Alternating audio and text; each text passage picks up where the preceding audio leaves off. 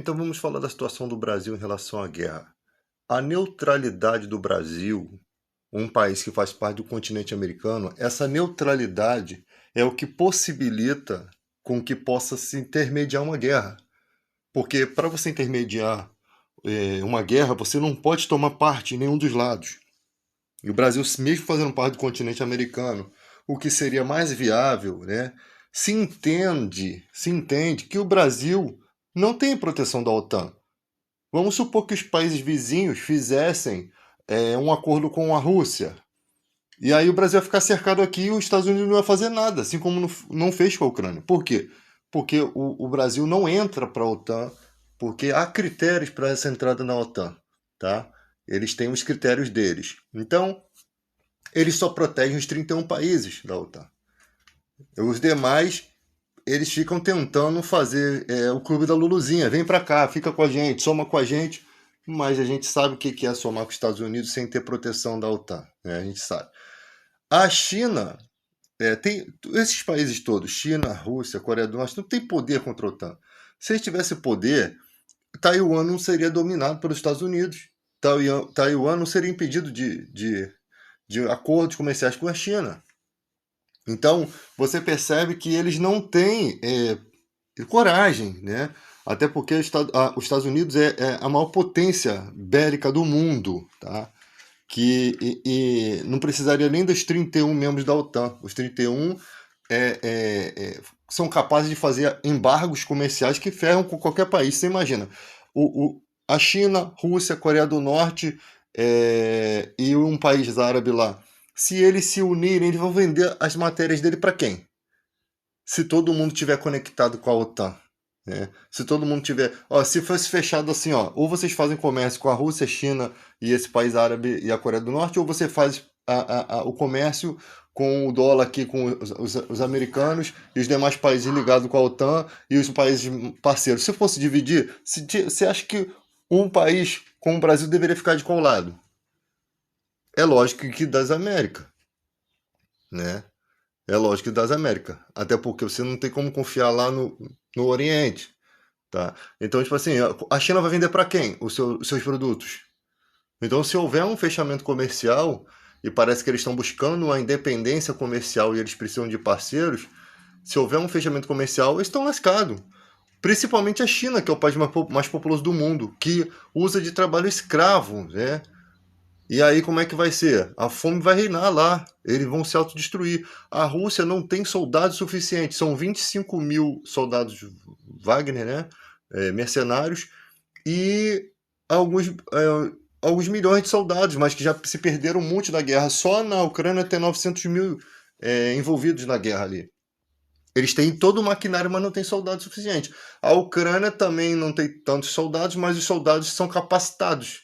Eles estão protegendo a sua nação, com certeza conhecem melhor o lugar e detonam muitos soldados russos, tá? E muitos devem ser inexperientes, né? Sendo mandados com bucha de canhão, como primeiros para a guerra. Eles não vão mandar os melhores de cara, né? E, e aí você percebe, essa neutralidade do Brasil é o que possibilita com que o Brasil termine mediando essa guerra. E essa guerra deve acabar esse ano, porque já estamos chegando nessa questão de diálogo. Tá? Essa guerra não tem mais o que fazer. A Ucrânia já não existe, já está destruída.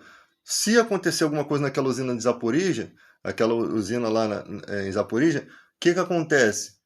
Toda a Rússia vai ser tomada por radioatividade. Todos os países ao redor e todos os países do mundo vão sofrer um pouco dessas consequências, tá? Mas principalmente os que estão perto ali.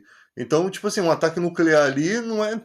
Olha como é que Deus faz. A usina está protegendo aquele lugar, tá?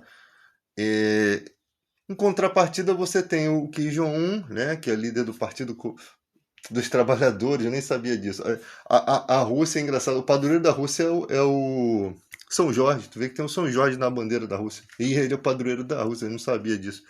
E o Kim Jong-un é líder do Partido dos Trabalhadores, é do PT, eu sou petista, tá? É o PT lá da Coreia do Norte. Olha mais uma para sacanear a gente. E ali o Kim Jong-un fica ali naquela ameaça de invadir a Coreia do Norte, da Coreia do Sul, o Japão, essa brigaiada toda, né? O Japão, muita gente não sabe, ele tem, na Constituição dele, é proibido se fabricar arma nuclear, na Constituição. Mas confia. Israel tem armas nucleares escondidas, né? Não falam todas, mas 90 ogivas já se sabe, mas tem muitas escondidas. Israel não é bobo, né? E o Japão também não é bobo. Na encolha deve ter algumas tecnologias desenvolvidas ali. Eles podem desenvolver arma nuclear, mas de proteção, de defesa, eles têm muito conhecimento, tá? Os japoneses são muito inteligentes. Possivelmente têm armas que conseguem proteger o seu país. Então, tipo que nós percebemos que já está chegando na fase do acordo, e isso daí é bom, porque a guerra vai se finalizar. Não tem mais como estender mais isso. Não se tem soldados para lutar, não se tem mais nada ali, não se tem mais nada para se fazer. O Putin deve retirar, está tentando terminar a guerra. E outra coisa, será que os Estados Unidos está querendo acabar com essa guerra? Porque parece que o Lula já percebeu que os Estados Unidos não quer acabar com essa guerra.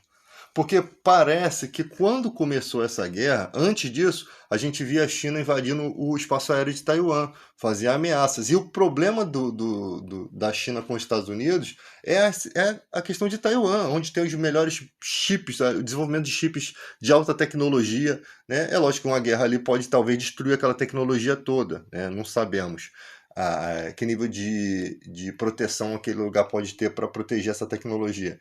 Mas a gente sabe que os Estados Unidos botou o pé ali e impede de a China retomar Taiwan. Impede. Aquela ilha está separada ali, né, da China, se tornou independente e os Estados Unidos mantêm aquela soberania ali. E a China não faz nada. A China, para você ver, não é assim como as pessoas pensam, tem poderio nuclear, fica só um exibicionismo. O Putin mesmo, as armas nucleares que tem, uma boa parte era o que veio da Ucrânia, da antiga União Soviética, né? A Rússia, ela é a mescla de duas nações ali, de restado da União Soviética, se tornou a Rússia, né? E as armas nucleares da Ucrânia passaram para elas, aquelas armas obsoletas, né? Possivelmente desmontadas e utilizado o material radioativo dela para outros desenvolvimentos ali. Mas quem lidera o ranking de questões nucleares é os Estados Unidos. Foi o primeiro a fazer a arma nuclear, foi o primeiro a testar em Hiroshima e Nagasaki. É um país em que a frota marítima é incrível, é avassaladora, a frota aérea avassaladora. Os equipamentos superam e muito os países. Ou seja, só os Estados Unidos sozinho dá conta, mano. Eles são extraordinários na questão de guerra. Por quê? Porque eles, para se meter em todo quanto é tipo de coisa, para fazer todo quanto é tipo de coisas que eles fazem, eles têm que ter essa questão extraordinária. Agora, a gente não sabe que tipo de entendimento que os Estados Unidos têm, porque eles estão sempre um passo à frente, eles têm a maior inteligência de espionagem. Então, às vezes, eles estão protegendo o mundo, tá? E a gente está pensando que os caras são vilões, mas por que fez isso? Por que fez aquilo? Às vezes está protegendo.